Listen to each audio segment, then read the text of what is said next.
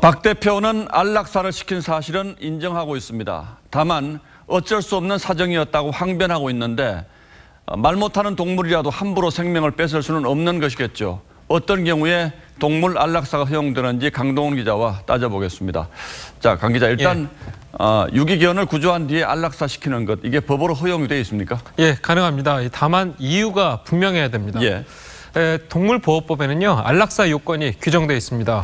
이 치료가 더 이상 불가능한 상황이거나 공격성이 너무 강해서 위협이 될 때, 그리고 지자체장이 허락할 때입니다.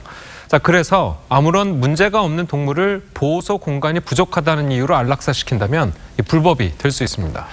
자, 요건이 아주 분명하군요. 예. 실제로 이런 요건에 따라서 안락사되는 동물들이 많습니까? 적지는 않습니다.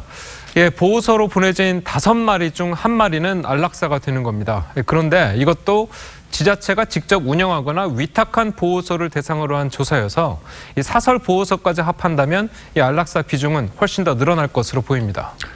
전국에 사설 보호소가 많죠. 얼마나 됩니까? 예, 정부도 정확한 숫자를 파악하지는 못하고 있습니다.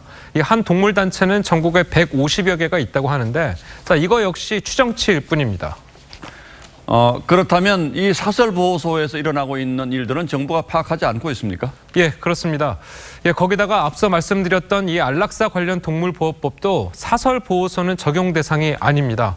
자, 때문에 이번 케어 사건은 사설 보호소에서 일어난 일이기 때문에 안락사 관련 동물보호법으로는 처벌을 못하는 겁니다. 그렇다면 이번 경우처럼 사설 보호소에서 임의로 안락사를 시켰다고 해도 이거는 동물보호법으로 처벌을 할 수 없다는 뜻입니까?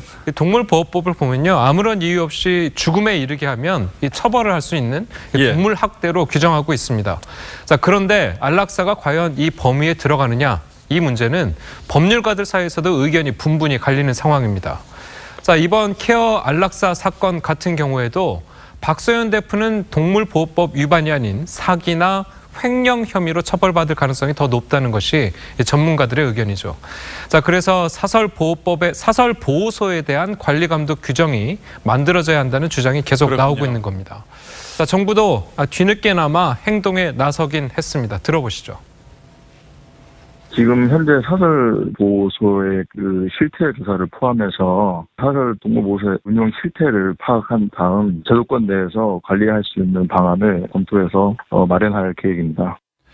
예, 이번에 논란이 되고 있는 케어 같은 경우만 해도 한 해에 20억 원 가까운 후원금이 들어오고 있다고 하는데 예. 이렇게 관리 사각지대에 놓여 있다는 사실이 놀랍긴 하군요.